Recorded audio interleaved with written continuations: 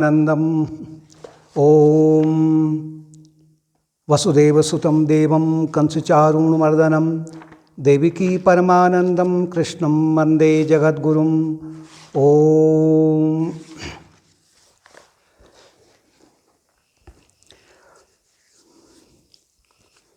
श्रीमद् भगवद गीता अध्याय 5 कर्म संन्यास योगः। भगवान कृष्ण ने अर्जुन को जो शिक्षा दी थी कि कर्म में विकर्म को मिला देना है, यानी कि अपनी साधना को मिला देना है, 5 यम नियम को मिला देना है, ध्यान को मिला देना है, जप को मिला देना है, जो अपने नियम है उसे मिला देना है। उसके बाद में जो कर्म बनेंगे वो कर्म फिर कर्म योग में परिवर्तित हो जाते हैं, अर्थात वो चित्त शुद्धि के काम आते हैं।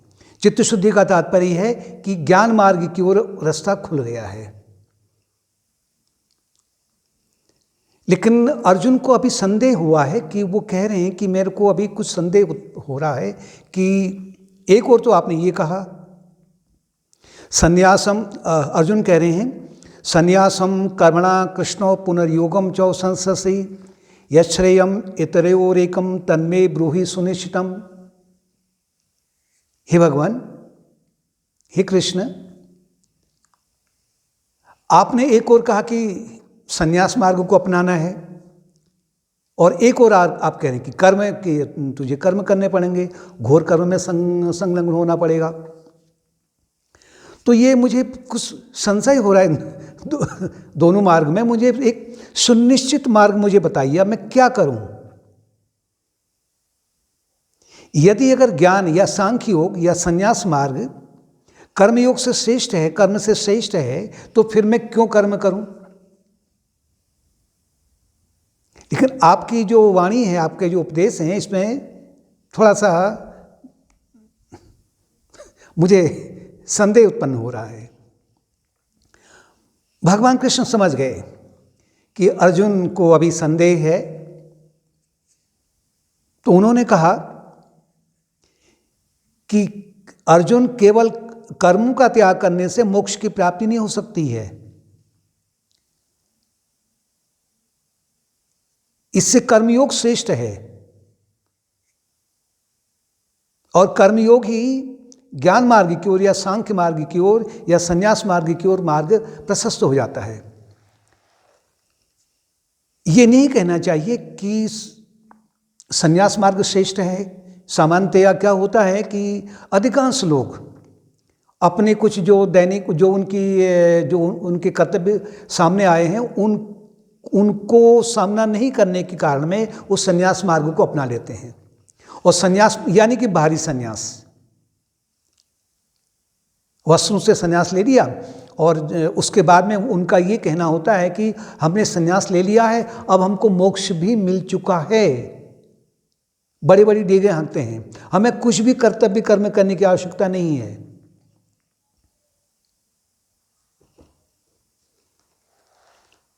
और अर्जुन इसी बाहरी संन्यास को देख रहे हैं। अभी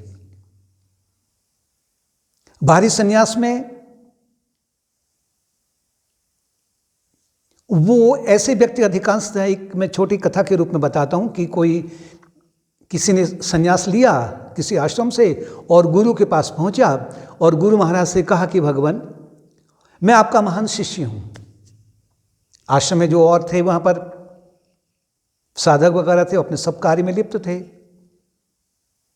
और कहने लगा कि मैं आपका सर्वश्रेष्ठ शिष्य हूं और मैं आपके ज्ञान को लोगों तक पहुंचाना चाहता हूं।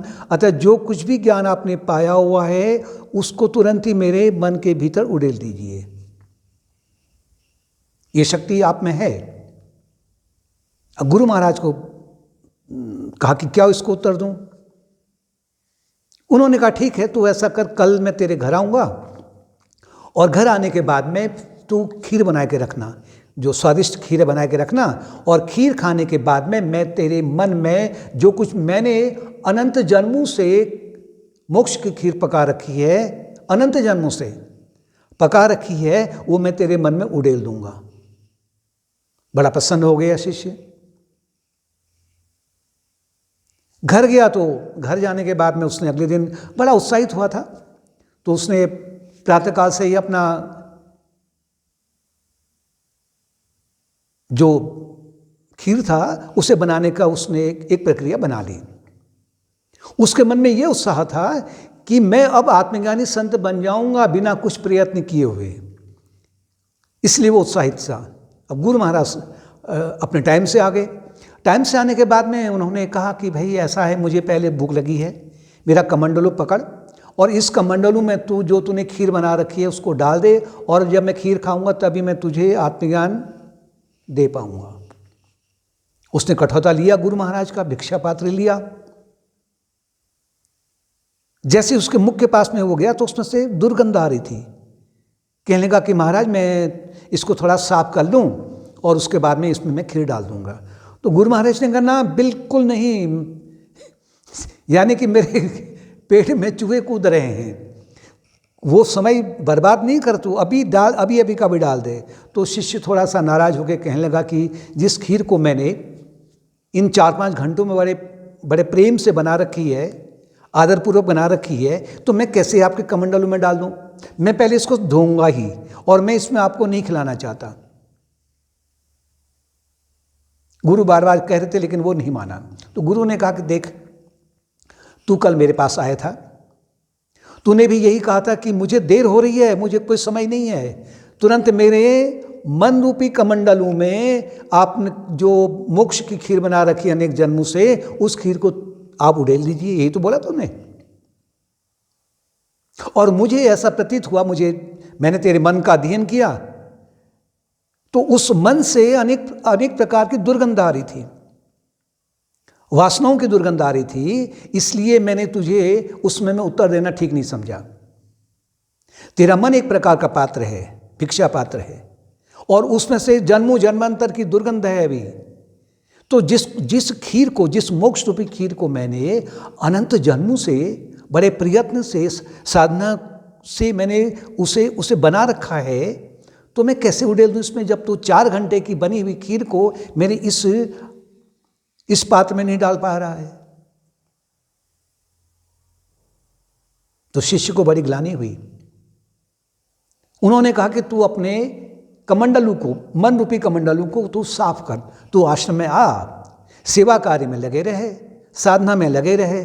धीरे धीरे जैसे तेरा कर्मयोग के माध्यम से तेरा ये कमंडलू शुद्ध होने लगेगा, मन का कमंडलू, तो स्वतः ही तेरे मन रूपी कमंडलू में मोक्ष की खीर अपने आप उड़ेल दी जाएगी। तो कहने का तात्पर्य कि बाहरी रूप से संन्यास ले लिया और फिर डिक्लेयर कर दिया कि नहीं, हम सन्यासी हैं, हमें कोई आवश्यकता नहीं है, हमें मोक्ष मिल चुका है, हमारा पुनर्जन्म की प्रक्रिया भी समाप्त हो चुकी है।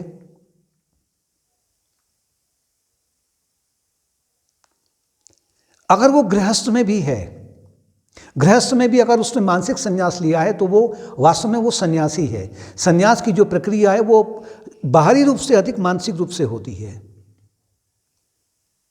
क्योंकि जब तक मन में आसक्ति है, यानी कि ईगो का, अहंकार का भाव है, अहमता ममता का भाव है, इससे आसक्ति उत्पन्न होती है। उसे कर्मयोग के माध्यम से सभी कर्मों को कर्मयोग में परिवर्तित कर देना है, यानी चित्त शुद्धि के लिए उसे कार्य करना है। और जो वास्तविक सन्यासी है उसके गुण बता रहे हैं भगवान कृष्ण। गेह स नित्य सन्यासी यो न द्वेष्टि न कांक्षति निर्द्वंदो ही महाबाहो सुगम बद्धात् प्रमुच्यते। हे महाबाहो, विशाल भुजाओं वाला। विशाल भुजाओं वाला तात्पर्य है कि जो युद्ध के क्षेत्र में घबराता नहीं है, यानी साधना मार्ग में जो घबराता नहीं है, वो वास्तव में सन्यासी है, नित्य सन्यासी है। जो न द्वेष्टि न कांक्षति, जो किसी से द्वेष भी नहीं करता है, किसी से नहीं, और न कोई इसमें कोई कामना रहती है। और ये तुरंत नहीं आ जाएगा अर्जुन, ये धीरे धीरे प्रयत्न करना पड़ेगा तेरे को।